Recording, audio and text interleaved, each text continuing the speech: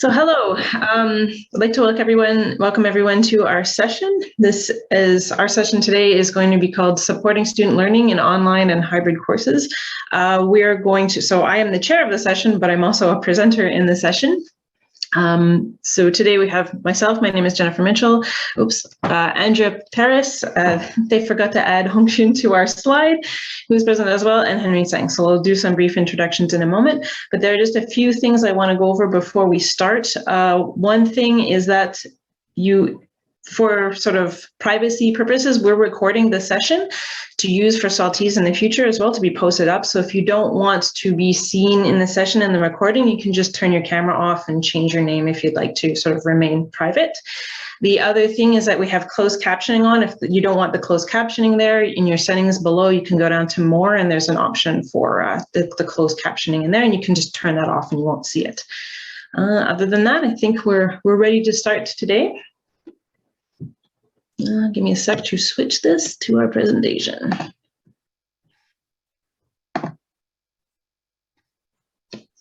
Oops, not the page. All right, so as I said, today we're going to be looking at some aspects of student learning in both online courses and hybrid courses. We're kind of looking at that question of when you have courses that are online and we can sort of switch or include a hybrid model, what are some of the things that we want to look at? And also a little bit about community within that. So in terms of how we're going to kind of do things today, we're going to just start with a little bit of a introduction. We'll introduce you to the sort of presenters. Then each presenter is going to kind of explain their portion of the sort of discussion for about 10 minutes. And then we're going to have a question and answer sort of session after that. So in terms of who's presenting today, Andrea Pukteris is here. She's from Vanier College in Architectural Technology. I'm Jen Mitchell. I'm from Vanier College and I teach in Humanities. And then we have Hongxin, who is from Athabasca University. He also works as a learning designer, so we can kind of get a little background of how Athabasca designs their courses. And then finally, we have Dr. Henry Tsang, who is a professor at Athabasca, also in architecture. So in terms of what we're kind of aiming to show you today is that we want to talk a little bit first about we're going to kind of give you an example from each of our courses and our experiences, but we want to talk about the important role of community, of sort of building community in terms of student learning and their engagement. But some of the sort of key moments in student learning that are best supported by face-to-face formats or some kind of hybrid or interactive format. Athabasca University is an online university predominantly, so they don't have as much opportunity for face-to-face. So we'll look a little bit at how that might adjust in that context. And then last, we kind of want to look at some of the strategies or points you might want to look at in terms of trying to identify what are the key moments that you might want to prioritize for a face-to-face sort of model if we're moving to a sort of hybrid model, especially next fall, given whatever happens with COVID. So in terms of the context, just to give you a little background of sort of the different areas that we're coming from, Andrea and I are both from Vanier College, so we're teaching at the CEGEP level. We have students who are coming directly out of high school. They're not going into university yet. The age range is usually somewhere between around 17 to 20 years old. And what we're kind of looking at Andrea's area is in program courses. So those are courses, the architectural program has courses that students are doing as their main courses. This is what they've sort of applied to and come into. And I teach general education courses, which are a little bit different. They're courses that students kind of are added on to their program courses. And students don't always necessarily put as much priority on those courses, but also they're not part of the same community. So in the program courses, students become part of a community much more because they're in the same program together. The general education courses is just a mixed bag of students. So the idea of a community in that classroom is fairly different. Then our other presenters are from Athabasca University. The Athabasca context is an online university. A lot of their courses are actually done asynchronously. So students sort of join and participate in a course startup sort of at any point in time, and then they're doing sort of a lot of self-guided learning online. So again, the idea of a cohort is not quite the same thing within that space, kind of creating different aspects for creating a community there. But there are some programs where they do some elements that are synchronous, and those synchronous sessions are where they're looking at as close as we kind of get to the idea of a face-to-face. So I'm going to turn it over to Andrea, and she's going to give us a bit of an explanation about looking at the question of hybrid at the program level. Thanks, Jen. So at the very beginning, our definition of hybrid is really any kind of mixing of face-to-face online. There's no right or wrong, there's no percentage, any kind. And so we proposed a couple of different models, but there are infinite possibilities. The first one being that face-to-face and online follows the same schedule. And usually the online is broadcast from the classroom. And so the online, they're in their homes, but they're following along at the same pace. And there's a little bit of transition to how to get them involved in the same way that the classroom students are being involved. The second one is alternating. This is when you can't have a full group, a full classroom. So half the classroom attends face-to-face. And when they're face-to-face, the online group at home is doing independent work that doesn't need to be followed up. So a balance between the two, and they alternate. The teacher tends to be in the classroom all the time, leading the face-to-face activities. And at home could be asynchronous, but learning that's more independent. A third option could be face-to-face. So most of the course being online with theory and most of the coursework, and then going into face-to-face for specific activities or workshops. Jen will touch a little bit on that with her course. And then something that Athabasca is a little bit closer to, where most of the program, most of the coursework is online, and there might be strategic face-to-face events, particularly for community building. So Jen, if you could go to the next slide. Thank you. So for us in architectural technology, we're a fairly small group. We have about 200 students, let's say, in all our 3 years. It's a career program. So we were faced with making decisions at the program level. So specifically what competencies needed to be face-to-face, because we were deemed to be essential learning, so we could insist on some activities being face-to-face. And then as a group deciding what model of hybrid, if we did do hybrid where there was for certain courses face-to-face, which model we would choose. And then the teacher level decisions. So for the rest of the courses, really input from the teachers, going directly to the teachers and saying, how do you feel about this running face-to-face? How do you feel about running online? And what you've got there is a little video of just showing some of our more complex courses, like a project course where there's a lot of details, a lot of technical knowledge. In the classroom, we would be drawing on the whiteboard, showing plans, showing examples, having lots of discussions and input, and going back and forth a lot, which is what tended to be the most difficult to translate to online. So Jen, if you could go to the next slide. Oh, thank you. So for us, really the division happened, not completely, but the courses that tended to focus on more employment level competencies, technical knowledge that really they would be applying in the work environment. Those were the ones that tended to be face-to-face or had a face-to-face component. And then the education or general competency ones moved more easily online. So these theory-based courses were followed through online, most of them synchronously, some of them asynchronously. And then, as I mentioned before, project-based or laboratory-based classrooms, where that input and back and forth from the teacher was very hard to create when it was first ran online completely. Because there's a lot of spontaneous learning that happens by questions occurring and other people listening in, and a dialogue that's created. So you see at the bottom, a couple of our projects. This was done pre-COVID. These photos are pre-COVID, but these are models that would be made in teams. It's group work, and it encourages a lot of teamwork, coordination, a lot of strength building from working together face-to-face. Again, something that was very difficult to translate to online. So the theory portion of this course, which is our wood construction course, translated more easily to the online sessions, and then ideally we would have groups coming together for face-to-face to work on the labs. And then the last sort of major point that we felt as a program was that being a program that's a career program where we have students that stay with us through 3 years. We often see them. I'll have them in first year. I'll see them again in third year. And we have a dedicated space. We have, the third floor of the N building. And that kind of community that it was created just by physically being present, by going on events together, was something that we all noticed was a big was missing as the cohort that are second years that have done most of their learning online.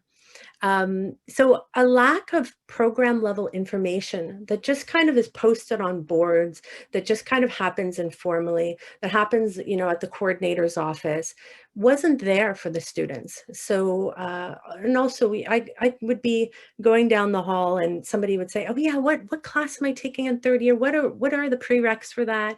And a lot of these things. So the students felt more scattered, and we didn't feel like they were as goal oriented. Like by second year, I usually have tons of students asking, okay, what firms can I get an internship in? And I'm going to apply to architecture school. What do I need for my portfolio? And here it was silent. They just didn't have that momentum. For us, we have a lot of program level community events. We have mentoring between third years and fourth years. We have barbecues. We have student association meetings and so on. And all that was postponed. Some of it we tried to translate to a year-end party online, but it wasn't the same kind of community building. We also have a lot of student support that happens between the years, mentoring between second and third years that happens informally as well as formally. We are lucky to have some mentors that are hired to do that. But just within our resource room, students working on a project and really struggling, and a third year goes by and can offer support or can offer direction or say, you should speak to your teacher about that. Or yes, we've gone through that. We know these late nights are difficult, just that kind of encouragement. And so that's that kind of just physical lack that was of space, where all these kinds of things just happen organically, that we had to start thinking about how do we create this online and going forward to a program that would be more online or that would have still components online. It's something that we would really want to focus on.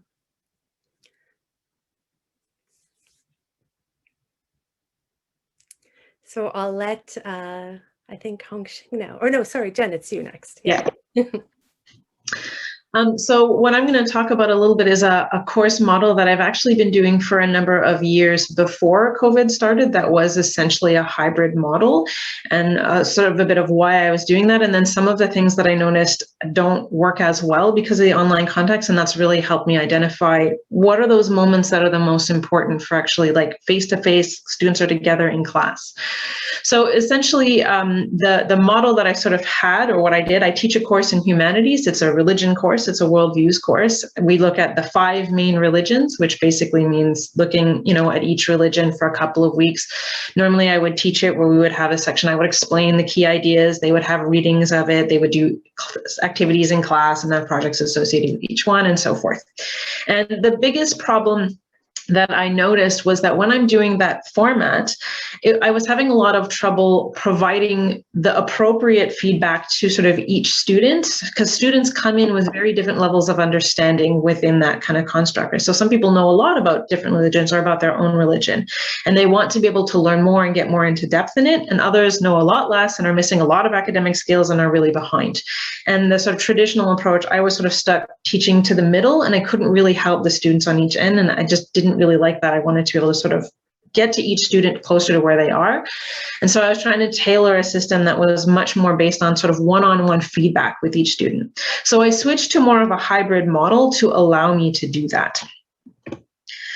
So this is basically this is my attempt to sort of explain how the course kind of works, but essentially the principles behind the course are that the students are going to be working on their own work. It's a project-based course where they are going to, instead of me teaching them about each religion, they actually go and do research to learn about the religion on their own. Then they write a paper, then they have to do a comparative essay. So they do a second round of research on a second religion, and then write their second sort of comparative essay. And the way the course is sort of structured is that the first portion of the course, so in weeks 1 to 6, they spend about a good amount of time kind of doing research and learning how to do research. And that's the section where they do knowledge acquisition. This is when all the students come, they're in class together all at the same time. But in an online version, this was something where I could have them do it just online. They would do the research online. We would meet online synchronously sometimes. They would do a lot of this work asynchronously and ask questions and so forth. So this kind of component, we don't need to be in class to do this. The second part, which is the part where I much more strongly noticed the sort of loss when we were in the online version, is that in week 7 to 11, I do much more like a workshop style of thing where the students are coming in to class, not all at the same time. So I kind of set up a schedule and students register for a certain time, and then they would come in a certain time and I would meet with them during class time and they would work on something and then continue to ask me questions back and forth as they're sort of working on it and developing it. So this is a moment where I have maybe 10 or 12 students in a class at a time, and I can focus my feedback on to them much more specifically. And that's sort of the kind of hybrid part of the model, or the face-to-face part. This is the part that's the most important. So what sort of happens in that period is that first the students have to write an outline for their paper, and they will come to class and meet with me with their outline, and we'll talk the outline out. Because I've always found that that gets a lot more out of the students. So if they write an outline and then I give them static feedback afterwards, we don't get very far. But when we actually have a discussion about the outline and we're going back and forth, they ask a lot more questions. We dig out a lot more of what they really want to look at, what they don't need to look at. So it's a sort of iterative back and forth process that works best on the spot. And I've done it online. It works online. It's not terrible, but it's a lot better in class because students will come to class and stay there for that class session. I'll meet with them. They'll talk about it. They'll continue working on it. I'll come back afterwards and meet with them again. And it's much easier for them to just quickly say, oh, I have this like 2-second question. Can I just ask this question? So that process is a lot easier. Then after they've done their outline, I kind of do another round with them where they're supposed to come in and meet with, or they're supposed to write a draft. They send the draft to me. They submit it. I give them feedback on it beforehand, and then they come to class with the draft and they work on it. So again, the draft period is another point where they're kind of doing like a workshop activity where they're actually working in class on something, and they ask me questions as they're sort of working on it. So they're engaging in doing the actual work itself, and I'm there sort of giving them feedback. This really didn't go well when I did it online because the students are shy. They don't necessarily come on and join the session where we're doing this, or they don't come on and ask questions. This was a lot of, they had to sort of take responsibility and come online for that kind of help, and they just kind of didn't really do that as much. Whereas if it's in class, they're sort of scheduled to come, and they come and they sit down and they work on it, and it makes that feedback process a lot easier. And then the other problem is a major part of those workshop sessions are students asking a question, and another student overhears the question and says, oh, yeah, I didn't think of that, or I didn't even realize that. It helps them realize the things they don't actually know or understand by overhearing from other students. So again, that part was missing. So this portion is really where I feel that's the most important thing for me to do in a hybrid version, face-to-face as much as possible, because you get it's a much more comfortable space for students to work in, and you have that sort of workshop atmosphere that really helps. Then as the course continues, again, they have a second round of knowledge acquisition. So again, in an online version, this can go back to being asynchronous with a little bit of support from me. And then they have their second paper. In the second paper, it's sort of training wheels off kind of version where they don't do a draft. They still do the outline and I still meet with them, but the draft part they have to do on their own. So again, the outline, it would be much better to do that with them in person. So some of the takeaways that I've kind of taken from doing this model. So I've done this model for probably about 4 or 5 years before COVID, where most of that all is done in class. And then in the last year and a half, whatever, I did that model with students all online. And the thing that I've really noticed most out of sort of the whole process is that I want to move more towards a sort of feedback-centered space for students, and that having a sense of community. So when we kind of have the class and they're working on stuff in class, it's a very casual space. And there's a lot that kind of I do to sort of make sure that everybody just feels comfortable just working on things in that space so that they can kind of feel comfortable doing that task. And it makes it a safe space for them to ask stupid questions or whatever else. And that has facilitated that process. And so in terms of a hybrid model, that's what I would prioritize, is trying to create, when they are actually doing the actual work, they should be in a safe space where they feel comfortable asking those questions and prioritizing that sort of sense of community there. I can't create a sense of community like the whole class as a whole feels like they're part of something, but I can create a sense of community much more that makes it feel like a safe space where they can learn and express different ideas and so forth. The other things that I've kind of learned over time about this model is that in terms of having them do work asynchronously, so that's where they go off the knowledge acquisition parts where they're going off and finding information for themselves. That works very well if the tasks are very clear and the steps and processes that they need to do to be able to do that successfully are very clear. And over the years, I've been working on tweaking those and making them as clear as possible to make that better for students. And then when they are in class and they have, those are sort of workshop-y sessions, it needs to be very clear for them what it is that they should have completed by the end of the class. So I give them a task to do in that class, and then they're focused on doing that task, and then they kind of know when they're supposed to be finished. So that gives them that focus. They're engaged in it because they know what they need to do and they're supposed to have this thing done, and it allows them to sort of get involved in that. And then the last thing that I sort of noticed that I really noticed a lot more with the online version is that having students coming into class for these sort of workshop sessions and working on these assignments as they go has really helped keep students on pace. For the course, we have SageUp students are still learning some of that time management and all that kind of stuff. So having the regular class time that they come into to do these activities keeps them on pace to doing the different steps in an essay that they need to do instead of kind of trying to cram it all at the end. In the online version, unfortunately, I wasn't able to sort of manage them and encourage them to be doing that as much. And I've noticed a number of students really left a lot of things to the last minute. Part of that is probably pressure from the whole scenario of COVID and everything else, but it was a lot harder to sort of keep them on pace. Okay, now we're going to pass it on to Hongxin. Thanks, Jen. As Jen said, Athabasca University is different in terms of context from CEGEP College in Quebec. And Athabasca University is Canada's open online university. Over 70% of students are adult learners. And so about, excuse me, about 70% are women. So we have different education models at Athabasca University. The majority is online self-paced. By that, I mean it's monthly intake, most for undergraduate programs. And there's also minority is online paced courses. So like any termly intake, this is most for grad programs. And there are also some supplementary education model we use is online plus face-to-face model. This is most used in graduate program. And for example, it's for orientation and also MBA program. So they can come a certain period of time in a year to join some seminar. And also we have a lab in science courses and some studios. So Jane, could you, next slide, please.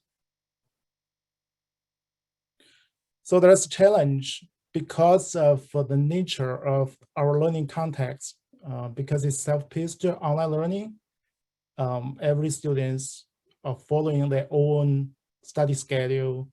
So, and also because most students have work to do. So this is very challenging to help them collaborate on some projects. according to the feedback, many students feel it's isolation. So means it's lack of sense of a community. And they feel lack of support and to see other peers progress on learning. So this is one factor causing kind of dropout. A dropout can be caused by many factors, but this sense of community is one factor. So that's why we think building a community of learning is very important. So next slide, please. So how to build a community, a learning community. This is a theory. This theory is called Community of Inquiry, created by Garrison, Anderson, and Archer. So you can see the detailed information from the website, Athabasca University website. I put the website address over here. Basically, Community of Inquiry is a kind of a group of individuals who can engage in discourse or reflection, discussion to construct their personal meaning and confirm mutual understanding. So it's basically a collaborative, constructive learning experience. There are three elements, as you can see from the graphic. There's first one is social presence and cognitive presence and teaching presence. So the social presence means, the ability of participants to identify with the community, so they can feel a trusting environment, and so they can develop relationship with other peers. And then the cognitive presence, so is that learners is able to construct and confirm meaning through reflection and discourse, discussion, collaboration. And the teaching presence means as teacher, you design, facilitate, and direct the cognitive and social process so that students can, can create meaningful and the collaborative learning outcome. So this the community of inquiry. Next slide, please. So based on this theory, we thought of some potential measures or have been using some measures for online learning. The first one is community at program level. We know for individual course, we might not able to form students as a group because different students, as I said, following their own study schedule. But as a program, at the program level, we create some formal and informal platform for them. For example, Athabasca University has AU, it's called AU Landing platform, so students can group them together at the program level. Or another matter is in high enrollment courses. We know it's self-paced, but chances are they can, some people can work at the same time for the same topic. That's why we can potentially, form some group for them to do some collaboration work. The third matter is cooperation. It's different from collaboration. So for example, we can give them topic-based some topic for them to share their thoughts, their knowledge, not necessary discussion at the same time, right? And if they find some meaningful, useful resource, they can share. And having discussed some topic, students can, the new students can have some meaningful answers. This is for the future students. Then increase social presence, even it's online self-paced learning. We think add some instructors' videos and doing some webinars using Zoom or MS Team, or even possible face-to-face session. As I said, lab, studio, and seminars are possible. So you can do many things to increase the social presence. Then, because we are online learning university, we try to leverage some technology like analytics, so to track students' progress. Then identify who are at the same topic. Then probably we can group them as study buddy or study group for collaboration. So this is some merits for online learning. Yeah, please share your thoughts on this. Thanks, Jane. Okay, so Henry, I think, is our last presenter, and he'll present for the architecture program at Athabasca. Okay, thanks, Jen. So my part to follow up on what Hongxin was mentioning about is that at Athabasca University, we are a primarily online university. And this symposium was put together because we as a group felt like we have some synergies in terms of trying to create a community within an online or a hybrid format of teaching. And just to give a quick context synopsis is that me and Andrea, we actually went to school together at McGill at the School of Architecture. We've been collaborating for the last 10 years in teaching a lot, and we've been comparing a lot of our styles of teaching and models of teaching. And this symposium came together as almost as a contrast or as a discussion on best practice. So, but however, Hongxin did mention that there are some contextual differences though, because a CEGEP in Quebec obviously is not the same intensity or the same student group in terms of age. So we do have to kind of look at this with a slightly different lens, but I think it's still valid in terms of the topics and the approaches that we want to, or the objectives that we want to achieve. Looking at more closely at the architecture program at Athabasca University.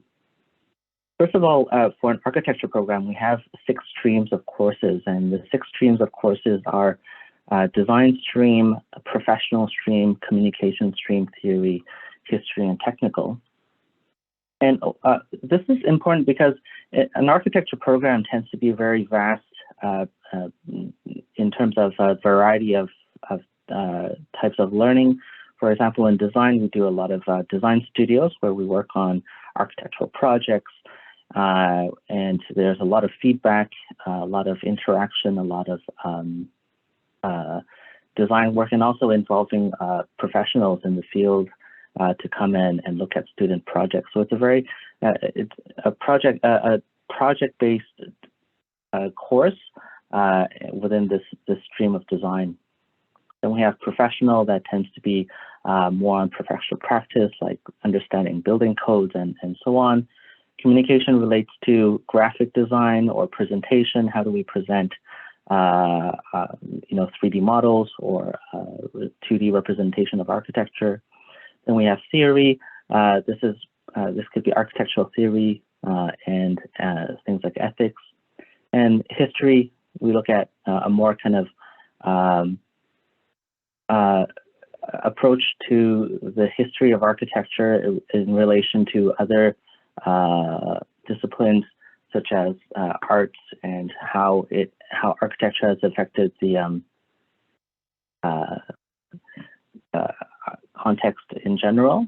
And then technical, we also have a lot of courses that are based on technical skills like math and physics and so on. So just to give you a context of how the architecture program is structured. The next slide, please, Jen. So how do we do our architecture program at Athabasca University in an online setting Primarily, all of our courses are on an LMS system.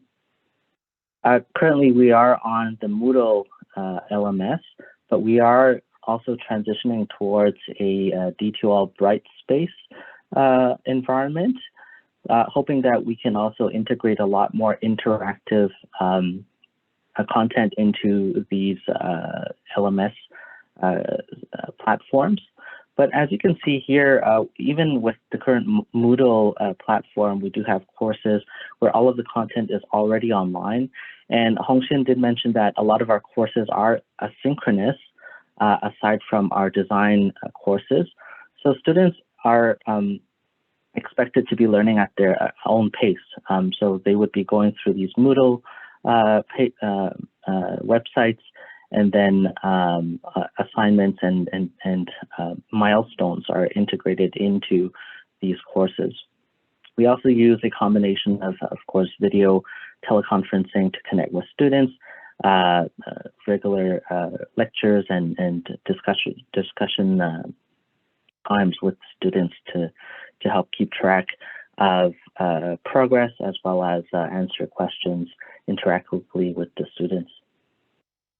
Next slide, please, Jen. So this is what our design courses look like. We call them the virtual design studios. So every week we would meet with students online on Zoom, and students would share their screens with whatever software they're using to produce their architectural drawings. And then because Zoom does have a function to draw, we are able to layer on different red markings, almost like what we do in architecture practice in layering tracing paper. We can give our comments and feedbacks, and everyone who is involved in the group can also jump right in and just sketch and draw while they're presenting. So this is a very kind of interactive session that we have every week. And next slide, please, Jen. But coming back to the question of community, how do we build that, and how do we do it in our program? This is something that we do, and we keep on developing. Is this idea of a virtual lounge? And this is important because we want students to be able to, as Andrea mentioned, have those spontaneous conversations, those opportunities where they can ask questions to their peers or ask questions to the instructor without it being a rehearsed scenario. So we do a combination of, on the top left is the Slack channel. So we organize group chats in different studios according to groups, but students are also able to see what's happening in other groups. So let's say a student is in one studio and working on design of a project and want to get a quick review or get a quick feedback from a peer or from a teacher, they would be able to upload a photo or a snapshot of what they're working on, and everyone would just comment on it in real time. And the nice thing about Slack is that it's an app on the phone, so students are very interactive on the phone. I think it's that speed that creates the that opportunity of discussion. On the bottom left is our Padlet page, so it's more like a bulletin board where students are able to post different links, share some resources, and also share what they're doing. And this is also where we post recordings of our design studio session. So if a student misses a studio session and they want to see what other students are doing, or get rehear some of the feedback that they got so that they can integrate them into their designs, they can come to this Padlet page where everything is laid out in different categories, different groups, and so on.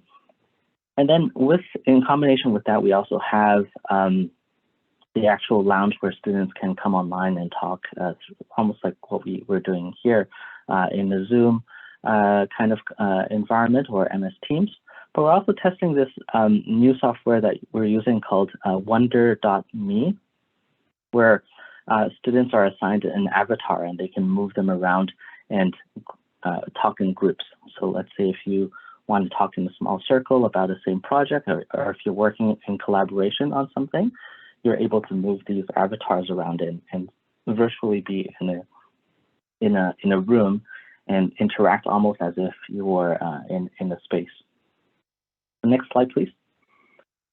So this idea is important to us because I think in an asynchronous kind of environment, we do need to make that extra effort to create those moments of spontaneous discussion and those opportunities where students can connect, and to avoid the situation of what Hongxin was mentioning about the idea, the problem of isolation. Students tend to be very isolated, so we do need to make that extra effort to make those connections.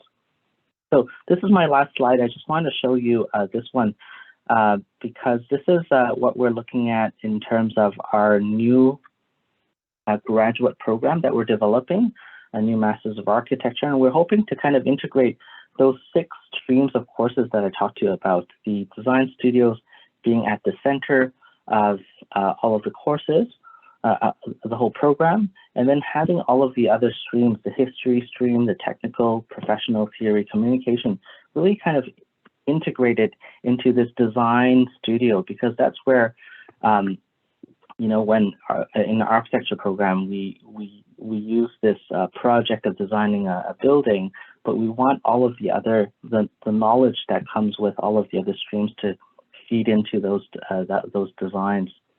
And then wrapped around this, we also have this whole support system online, looking at open education resources, repositories and galleries, different tools, mentors, mentor networks, other students, and then also the technology part that Hongxin was talking about, the AI, the social media, and the LMS, and really creating an online integrated learning environment. I think this is what the future holds for us in terms of really trying to build this aspect of community, but also integration within the program so that everything works in sync. Next slide, please, Jen. So the final takeaways is that, you know, looking at what we are doing online, which is pretty much most of our teaching, but also connecting with what Andrea was talking about, what would we want to do face-to-face, looking at this from the other end of the spectrum? Because with the Masters of Architecture and the new program that we're developing, we are looking at a potential residency where students can, at one point in time in their studies, actually come together in one place. And I think these are the final takeaways, is that if we do have a face-to-face component in our program, it would focus on these 5 types of activities. The first one would be hands-on learning, because in architecture, we want students to be able to touch and feel the tools, try to assemble things. You know, we have things called design build projects, and I think those are the types of activities that we want to do face-to-face. We find it very difficult currently to do mentorship and apprenticeship online, because we realize that students do learn a lot from imitation and being in the same space and looking at what others are doing. And, you know, one story we tell between me and Andrea is that we used to be in architecture school and we'd be in different floors. And then that idea of going to an upper studio floor and just seeing what's happening there and looking at what other people are doing in real time and learning from being in that environment is something we find difficult to reproduce in an online environment. On-site learning, for example, in architecture, we want to bring students to construction sites, to factories to see how things are assembled and how things are produced. That we find very difficult to reproduce online. To recreate the sense of place and the sense of scale is something we find very challenging in an online environment. How to recreate a sense of place, and it's not just purely visual, but a place also has the sounds, the smells, the atmosphere, the people, all those senses that we find difficult to reproduce in a 13-inch screen, pretty much. And just feeling a scale of the building, understanding dimensions, you know, big spaces versus small spaces, and not just going through that in a small model. That kind of learning is lost. And then this whole idea of community and culture building. How do we recreate those moments of belonging, moments of social moments, and then this feeling of belonging to the program or being part of a group, I think, is something that we're working on to try to find the solutions in terms of an online and hybrid type learning. So with that, I'll pass it back to Jen, and I think we'll start the discussion with everyone. So we just wanted to kind of sum up with some of the sort of things that in terms of our discussions between each other, the different styles of hybrids and things that we're doing and how we're trying to sort of address that question of a sense of community and where are sort of the best practices or the best focuses in terms of what would you want to prioritize in those spaces. So some of the things that we sort of came to as a conclusion, the first is that really the idea of knowledge acquisition, of gaining and collecting knowledge can really be done asynchronously. Students can often do that sort of on their own with the right sort of structure put in place. But the real center is actually practicing or actually applying that knowledge or doing that activity. Those things really benefit a lot more from some kind of activity, whether that's face-to-face or in the case of Athabasca, some of them are not face-to-face, but they are doing it synchronously online together, drawing on each other's sketches and so forth and so on. So having a moment where you actually come together and work on the application of your actual knowledge is sort of the point we felt was the one that was the most useful, and also with the idea of a sense of kind of community that goes along with that. So there's both the aspect that builds a sense of community, but it also helps to support that process of learning.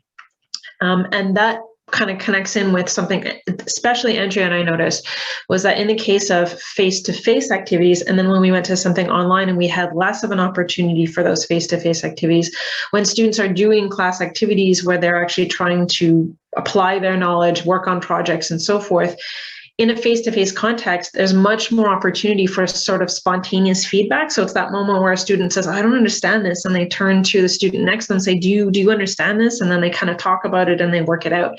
It's a lot harder to sort of recreate that in an online environment.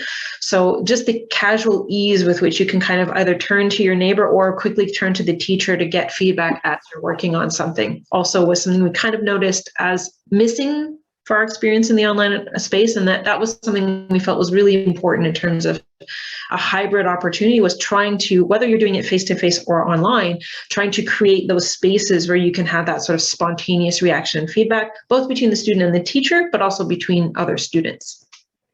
Another component that, again, Andrea and I noticed a little bit more because our context is different in terms of CEGEC students, is that having face-to-face classes, or at least some kind of regular online, helps with self-regulation and helps students to sort of pace themselves in terms of when they need to get work done, how much time they need to spend on it. And we found in the last year was a lot harder to support students with that process because we have less contact with them. So having a face-to-face or hybrid opportunity to help keep students on pace also was really important. And then finally, we kind of looked a little bit here today at the idea of some approach to building a sense of community. What your community will be is going to be fairly different depending on the kind of courses and context that you're teaching in. So in the case of Andrea, for example, she's working in a program, and he also is working in a program. So students are already in a program and they sort of share a sense of community around that. For me, my students are not part of a program, so the sense of community isn't going to be kind of around a group of students that are working together on their program as a whole, but a moment in time in which they're in a class together.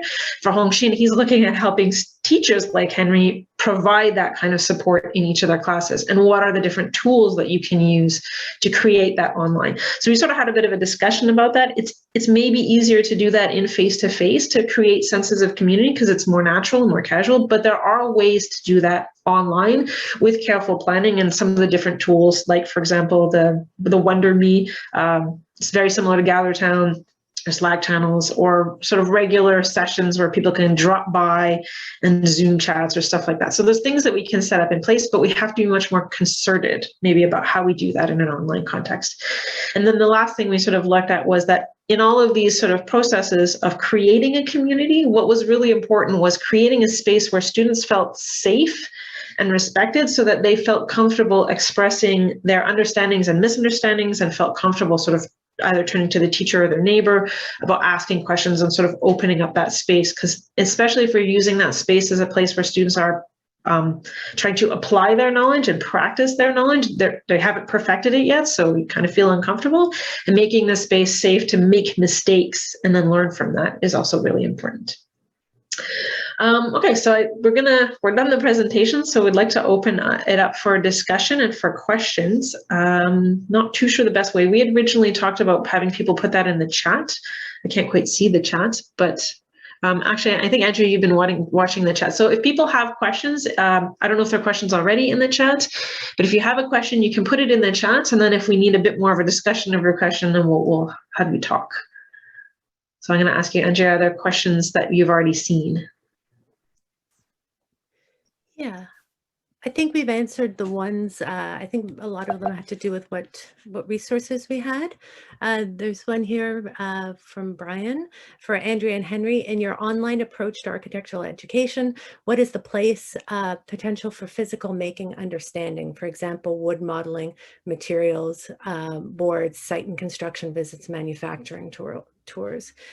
So I can start, and then maybe Henry, you can follow up with Athabasca. For us, we found that was part of things that when the first lockdown happened and had to be cut out, were really missed, and we were genuinely concerned at some of the competencies not being met by being able to have that physical relationship and the application of knowledge through making, building, viewing, being in the space. And so those are one of the first priorities we put back.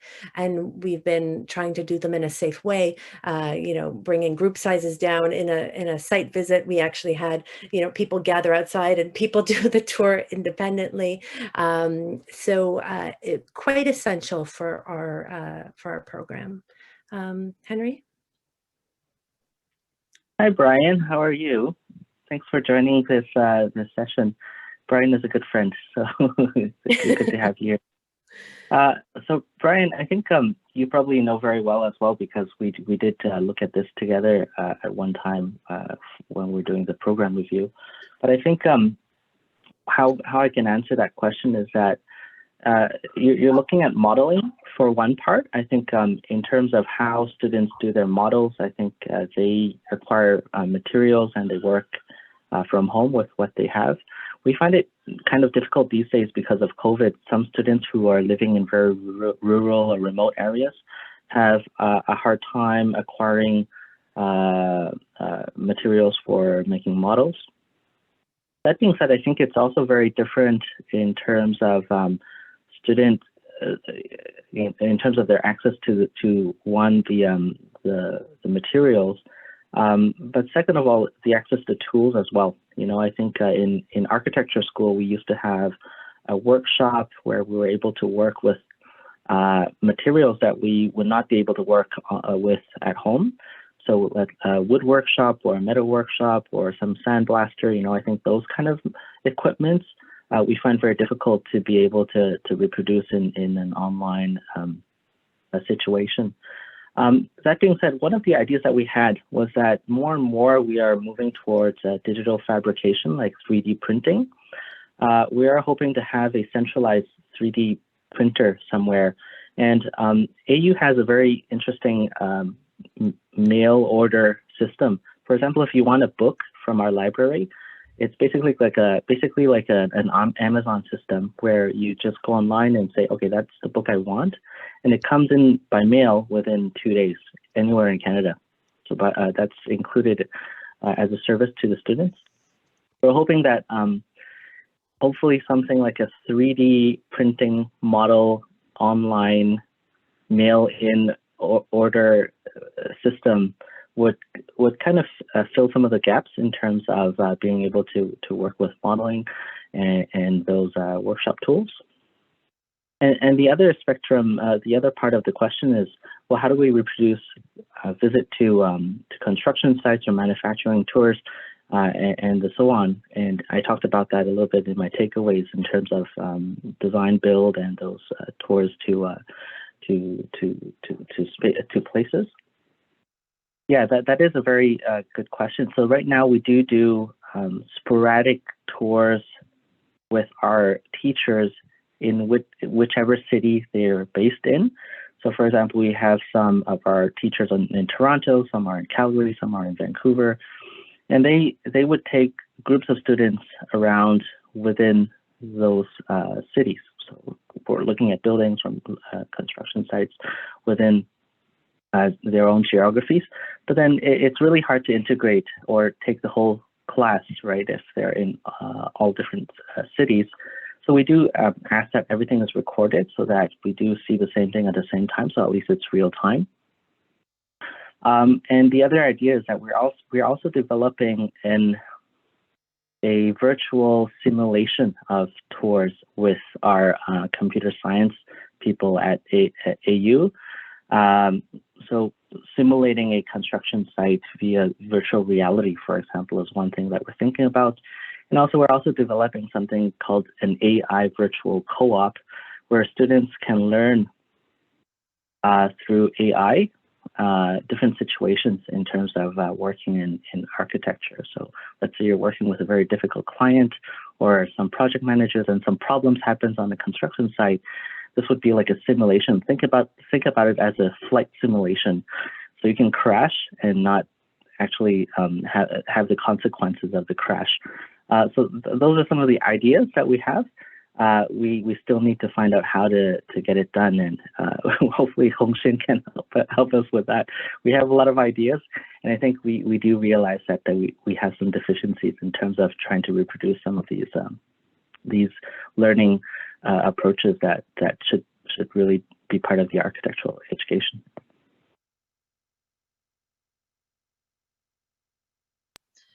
Thank you for the response. I hope that answered your question. Does anyone else have any questions about anything we discussed or any points you want to sort of bring up for discussion?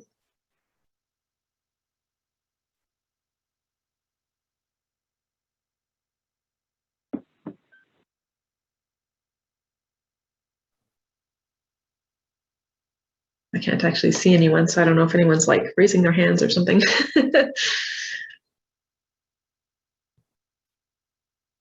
So maybe while we're waiting for questions, there are some questions about software.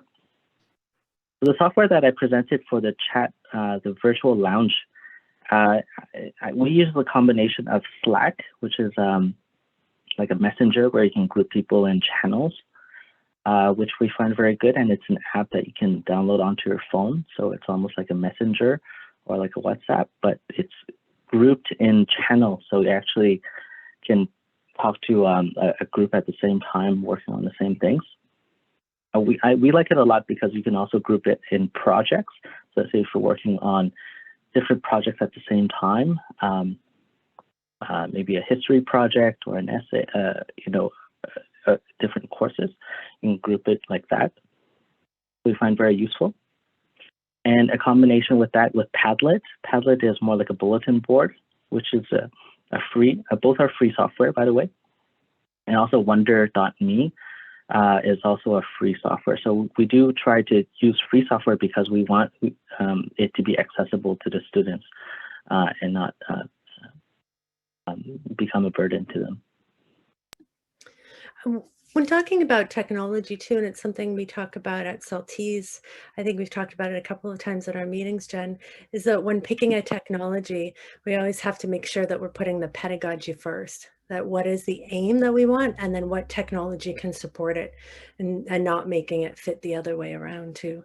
So that's something that was hard to implement the first time around of running our online classes, and that we're just trying to fit everything online and then explore. And now maybe we have the opportunities to see what technologies can support us better.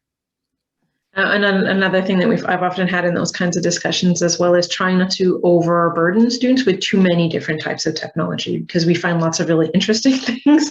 But, we have to remember they have other courses as well, and with all the different logins and access and stuff. So the more you can kind of find one that does exactly what you need, kind of judge that of do you really need the extra one? We do have another question in the chat from Francis that's asked, how can you teach 3D aspects in a virtual manner?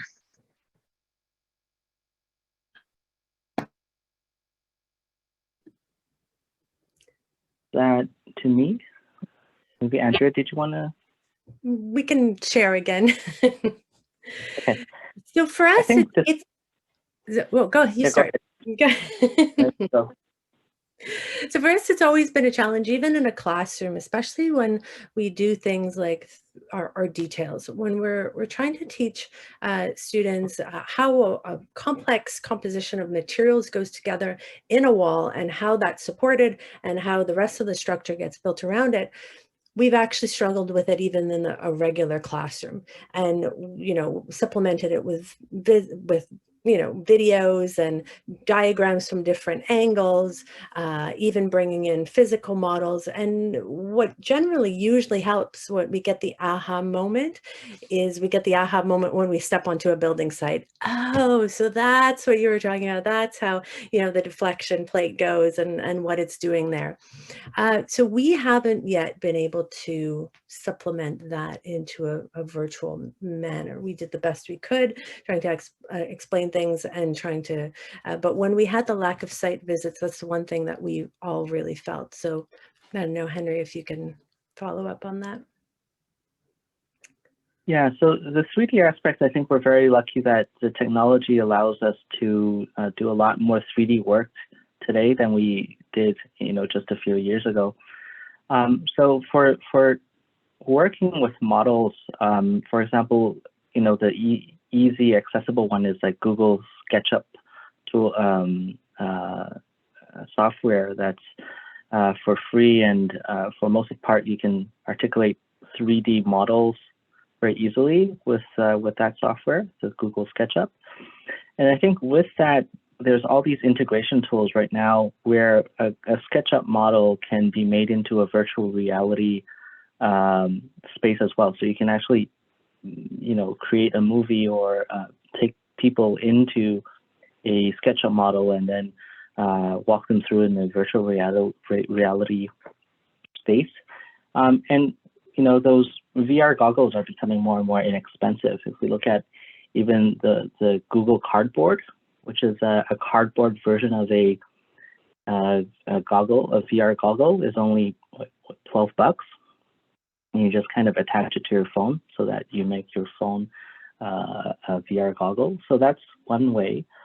But we do emphasize that, working on a 3D model on a two-dimensional screen, of course, you kind of lack that third dimension still, right? You're moving the model around, but you're still looking at it on a 2D screen. We do want students to be working on physical models, like using cardboard or different materials like wood and so on, to make those models so that they can see the forms of their creations in 3D. So we do that remotely. Students work on it on their own, and then we share it on screen so that we can see it. But I think that aspect of the third dimension is very important. So working on the physical models, but also integrating like virtual reality and augmented reality into these the current technology that they have. But also, just to make sure also that these are all accessible as well. We don't want students to be spending $400 on a headset.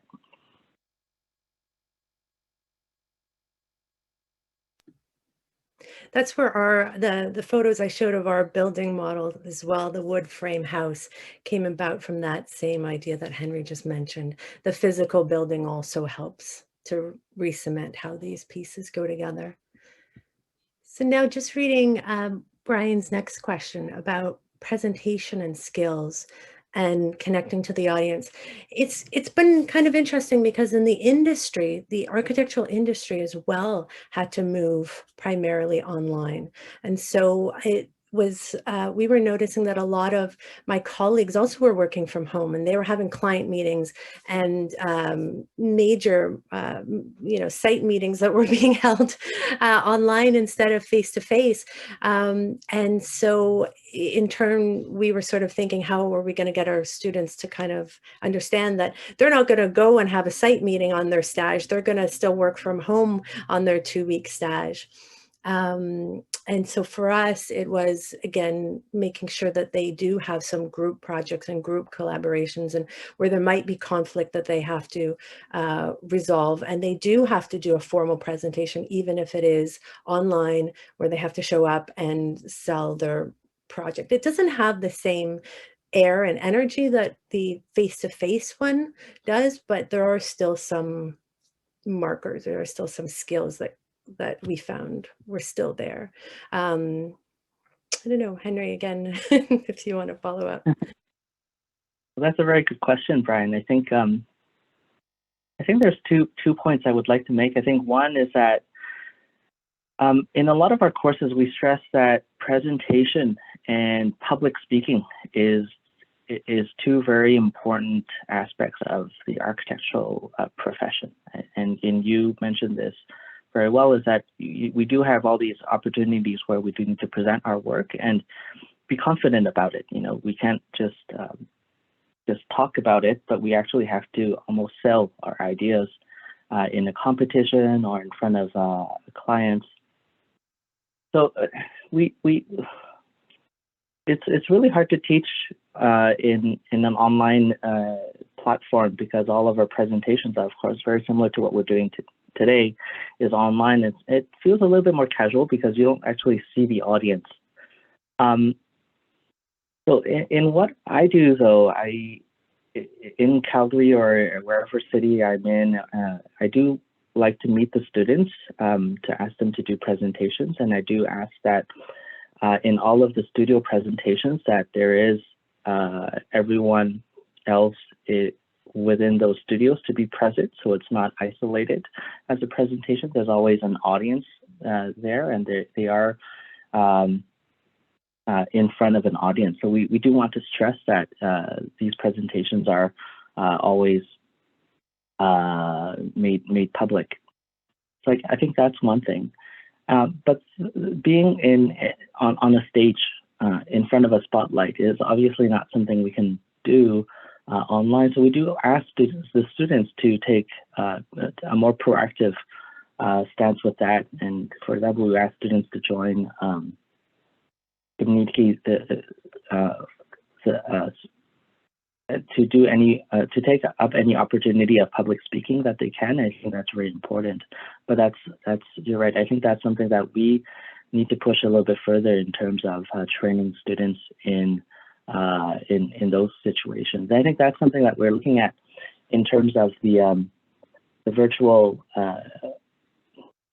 co-op that we're looking at, situations where we are asked to do certain things, presenting in front of a client or talking about our projects, those kind of issues.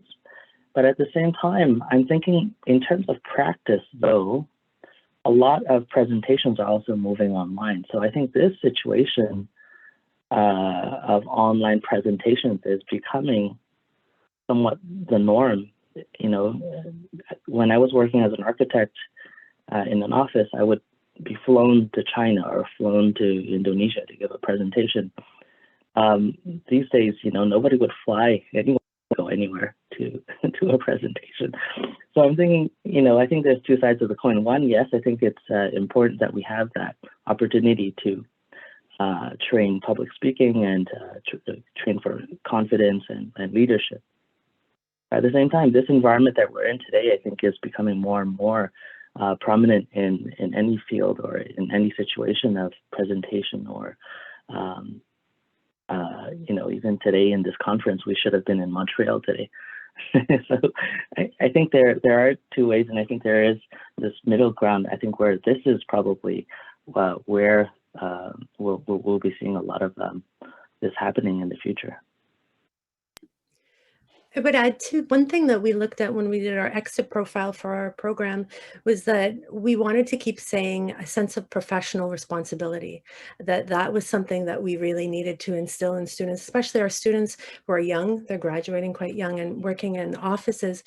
And we were looking at how that happened face to face, and then even a bigger sense of that disconnect happening online, where you're not seeing the effects of your drawing or your lack of input, or you took the afternoon off and didn't do the extra work on the detail, and then what happens. But in the more day-to-day, when we're in the site visits, you can see the real consequences of that a little bit more clearly, and there's a bit of a disconnect there for that we were finding for professionalism and professional responsibility online.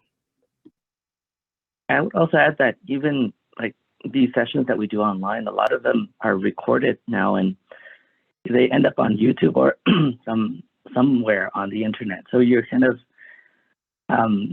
there's a different kind of stress that it's going to be there for the next forever, pretty much, and you're always going to be receiving feedback and comment through.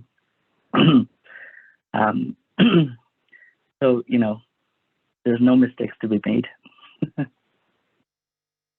I think I'd like to also add in that in terms of more generally, that's definitely something that when we look at our exit profiles and so forth, and when we work with either universities or businesses, they want students coming out of the schools to be able to function both in person, but also online. There's much more of an online component, and having the training and skills to know how to do that before COVID was increasing, and now that everybody's sort of been thrown into it, I think it's a skill set that is important. So being able to balance both is kind of important.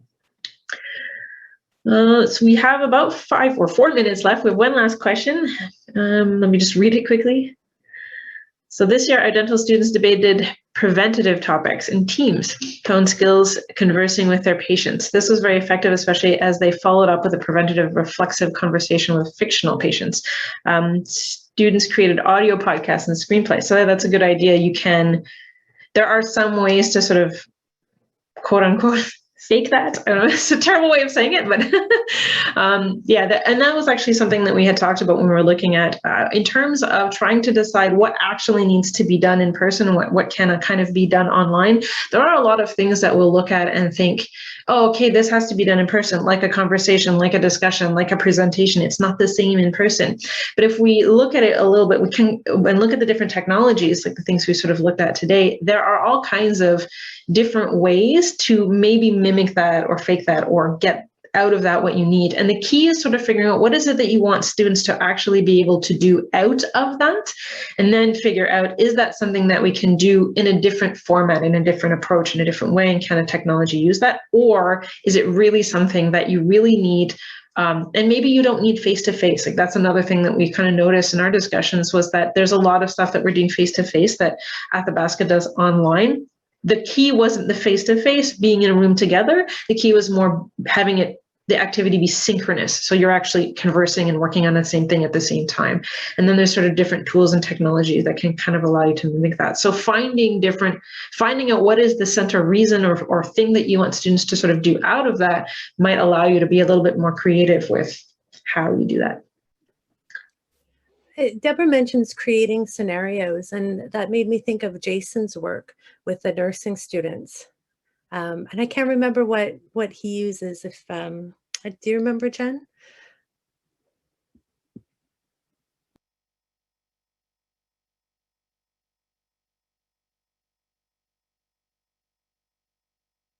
I'm having trouble with all these different things. Yeah, he uses OLAB. Yeah, Open Labyrinth, that's it. They call it OLAB. I don't know the exact details about the actual, I don't know that it's entirely free, but it allows you, and there's a bunch of different ones. That's Articulate Storyline OLAB is free. Okay. I've done a similar thing in Moodle, but it wasn't, I made the Moodle lessons, try to force it to sort of do that. It wasn't great. But yeah, there's a lot about OLAB that you can use. And essentially the way that it works is it's a program that allows you to create sort of basically like branching scenarios, and then students get a text or whatever, and then they choose an option and it runs them through a different sort of option. It's sort of like a choose your own adventure type of scenarios. And those are really good for creating scenarios that students can kind of walk through. Yeah, role play, exactly. All right, does anyone have one last question? Because we're about out of time. So I'll just see if there's any other questions. Yep, the Zoom can be used for debates. There was something else that, and unfortunately, I don't remember what it is because I'm a terrible person, but there are definitely a bunch of tools listed up on the Salties webpage, and they do have a few that will help with debates as well to allow people to sort of interact back and forth. And so thank you for attending our session. Just want to remind everybody that there is another keynote after this. I think it starts at 11:15 with Armin Weinberger. I think it's at 11:15. So you'd have, so you have a little bit of a break, and then there will be more sessions in the afternoon. So thank you everyone for attending, and have a lovely day.